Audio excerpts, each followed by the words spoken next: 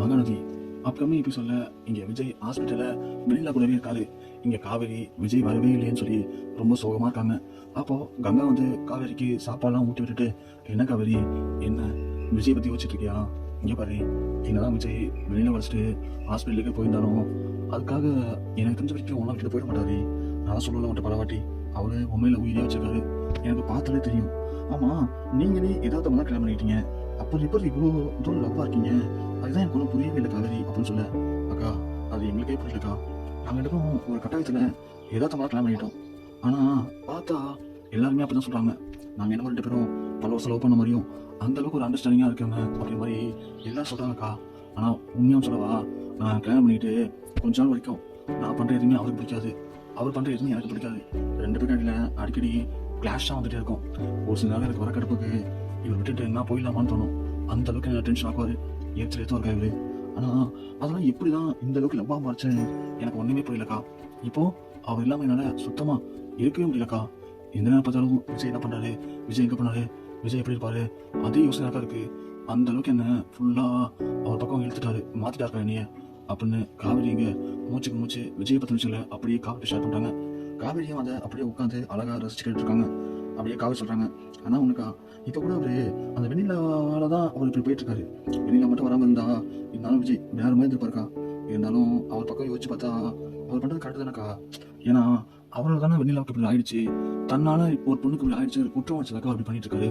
இது வேற யாரும் தான் என்ன பண்ணிருப்பாங்க, அந்த பொண்ணை ஏமாத்திட்டோம், இனிமேல் அந்த பொண்ணு பற்றி நமக்கு இருக்கு அப்படின்னு போயிடுவாங்க. ஆனால் விஜய் கிடையாதுக்கா, தெரிஞ்சோ தெரியாமலோ அந்த பொண்ணுடைய இந்த நிலைமைக்கு நாமளும் காரணம். அதனால அந்த பொண்ணுக்கு ஒரு ட்ரீட்மெண்ட் பண்ணி அந்த பொண்ணுக்கு ஒரு லைஃபை அமைச்சு கொடுக்கணும் அப்படின்னு விஜய் கஷ்டப்படுறா. சொல்லப்போனா விஜய்க்கு எனக்கும் இந்த அளவுக்கு செட் ஆனதுக்கு காரணமே அவரும் லவ் ஃபெயிலியர், நானும் லவ் ஃபெயிலியர். ஒருவேளை அதுதான் இந்த அளவுக்கு எங்களுக்குள்ள ஒரு அண்டர்ஸ்டாண்டிங்கா அன்பா காதலா இருப்பான் போலக்கா அப்படின்னு நீங்க காவேரி சொல்ல, இங்க கங்கா அப்படியே காவேரி சொல்றத பார்த்து மெய் வந்து போறாங்க.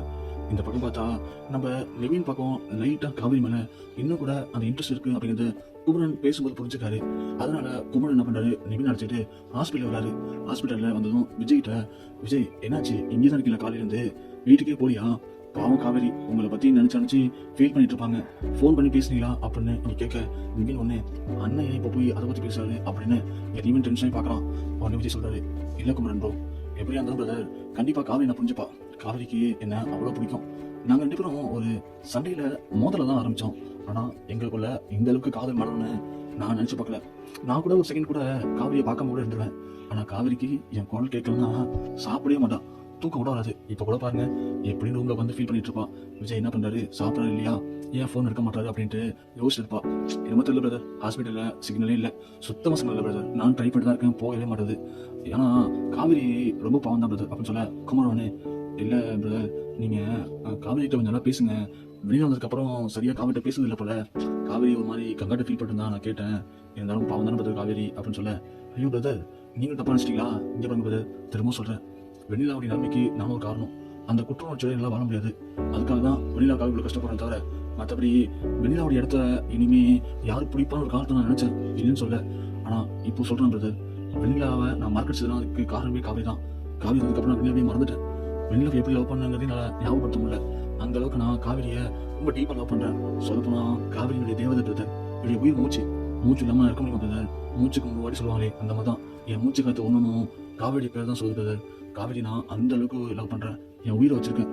வெண்ணிலாவுக்கு மட்டும் கொஞ்சம் சரியாகி அவளுக்கு லைஃப் அமைச்சிட்டேன்னா அப்புறம் என்ன பிரதர், நானும் காவேரி சேர்ந்து குழந்தைங்களா பெற்றுக்கிட்டு அப்படியே ஜாலியா இந்த உலகத்தை சுத்தி வரணும்னு பல கனவு இருக்கு பிரதர், எனக்கும் இருக்கு, காவிரிக்கும் இருக்கு. இதை பற்றி நாங்கள் நிறைய பேசிக்கோம் பிரதர். எங்களுடைய ஒரு போகாத காலம் இந்த மிஸ் அண்டர்ஸ்டாண்டிங், அதனால லைட்டா அப்படி கவலாம் பிரதர். அதுக்காக நான் காவிரியை நான் ஏற்காட்டு விட்ட மாட்டேன் பிரதர். என்னுடைய வாழ்க்கையில ஃபர்ஸ்ட் வந்து தேவதையை நான் வெண்ணிலாவை பார்த்தேன், ஆனா வெண்ணிலா மிஸ் ஆயிட்டா. அதுக்கப்புறம் என் வாழ்க்கை 2 பிரச்சனை நினைக்கும் போது காவிரி தான் என் வாழ்க்கையில மிகப்பெரிய ஒரு ஒளி விளக்கா வந்தா. என் வாழ்க்கையுடைய டர்னிங் பாயிண்டே காவிரி தான். அப்படியே காவிரி நான் விட்டு நினைக்கிறீங்களா பிரதர், இந்த உலகமே அழிஞ்சாலும் என் செல்லத்தை என் தேவதையை கண்டிப்பா நான் விட மாட்டேன் பிரதர் அப்படின்னு சொல்ல, என் நிவினுக்கு அப்பதான் எல்லாமே புரியுது. நிவின் ஒண்ணு அண்ணா நான் கிளம்புற மணியாச்சு அப்படின்னு சொல்றாங்க. சரி சொல்லிட்டு சேரா நிவின் வண்டி எடுத்து போறியா அப்படின்னு குமரன் கேட்க, இல்லைண்ணா பரவாயில்லண்ணா அப்படின்னு சொல்லிட்டு இங்க நிவின் கிளம்புறான். விஜயும் ஓகே பிரதர் வாங்க அப்படின்னு சொல்றான். நிவின் வெளியே வந்து வண்டிட்டு பயங்கரமா யோசிச்சுட்டு இருக்கான். அப்போ காவிரியும் மனசு மாதிரி ஃபுல்லா விஜய ஹஸ்பண்டை ஏத்துக்கிட்டா. இவரும் காவிரி மேல இவ்வளவு அன்பு வச்சிருக்காரு. அப்படி இருக்கும்போது நாம வந்து காவிரி வாழ்க்கை கெட்டு போச்சு அப்படி இப்படி நினைச்சோமே, அதெல்லாம் தப்பு தான். காவிரி அப்போ ஒரு நல்ல எதிர்காலத்தை நோக்கி போயிட்டு இருக்கா, நாம தான் இன்னும் எதுவும் இல்லாமல் அப்படியே இருக்கும் போல அப்படின்னு இவன் இங்கே ஃபீல் பண்ணிட்டு இருக்கான். குமரனும் சரி பிரதர் நீங்கள் காவிரி கால் பண்ணி பார்த்தீங்களா அப்படின்னு கேட்க, அந்த காவிரி கங்காவும் ஃபோனை கீழே வச்சுட்டு மாட்டில் போய் உட்காந்து பேசிட்டு இருக்காங்க. அதனால நீங்கள் விஜய் ஃபோன் அடிச்சு காவிரி எடுக்கல. விஜய் ஒன்று இரு பிரதர் காவிரி தூங்கிட்டாங்க போல, பரவாயில்ல பிரதர் நான் காலை பேசிக்கிறேன் அப்படின்னு சொல்றாங்க. சரி விஜய் நான் கிளம்புறேங்க அப்படின்னு சொல்லிட்டு இங்கே குமரன் வெளியே வராரு. நிவின் கிட்ட பார்த்துட்டு டேய் நிவின் கிளம்புல வீட்டுக்கு அப்படின்னு சொல்ல, இல்லைண்ணே இன்னும் தான் கிளம்பணும். என்னடா காவிரி மேலே விஜய் எந்த அளவுக்கு லவ் வச்சுக்கான்னு கேட்டு ஒரு நாள் ஐடி அப்படின்னு கேட்க, இல்லைன்னா வந்து தெரியும்டா அதுக்காக தான் நான் அழைச்சிட்டு வந்தேன். நீ தான் காவிரி நினைச்சு அப்பப்போ ஃபீல் பண்ற, எனக்கு நல்லாவே புரியுது, அதனால தான் உனக்கு அழைச்சிட்டு வந்தேன். பாத்தியா காவிரி மேலே விஜயும் விஜய் மேலே காவிரியும் எந்த அளவுக்கு லவ் இருக்காங்கட்டு. ஸோ வாழ்க்கை நமக்கு எப்போ ஏற்றுறதோ அதை முழு மனசோட ஏற்றுக்கணும் நிவின், ஏற்றுட்டு தான் வாழ்க்கை சந்தோஷமா இருக்க முடியும். அதனால தான் சொல்றேன், நீயும் எல்லாத்தையும் மறந்துட்டு அவங்கள மாதிரி உனக்கு கிடைச்சிருக்க இப்போ இருக்க லைஃப்ல சந்தோஷமா எப்படி இருக்குன்னு யோசி. விஜய் எப்படி வெளியிலாமே வந்தாலும் பழைய எனக்கு தேவையில்ல, இப்போ இருக்க காவிரி தான் எனக்கு முக்கியம்னு சொல்லி காவிரி மேலே எந்த அளவுக்கு லவ் வச்சிருக்காரு, அந்த மாதிரி தான் நீயும் காவிரியை மறந்துட்டு யமுனா கூட சேர்ந்து வாழ்ற வழி பாடுறோம் அப்படின்னு சொல்லி சொல்லவும் நிவின் யோசிச்சு பாரு. இங்கே குமரன் வீட்டுக்கு வந்துடுறாங்க.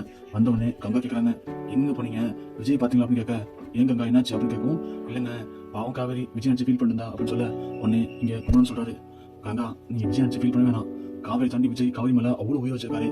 வெண்ணிலா அண்ணன் வெண்ணிலாவுக்கு எல்லா ஞாபகம் வந்தாலும் கூட கண்டிப்பாக விஜய் காவிரி விட்டு போக மாட்டாரு. அவரு காவிரி மேலே தான் முழு அன்பு வச்சிருக்காரு. தன்னால அது வெண்ணிலாவுக்கு இப்படி ஆயிடுச்சுங்கிற குற்றம் உணர்ச்சி தான் அவரு இதெல்லாம் பண்ணிட்டு இருக்காரு.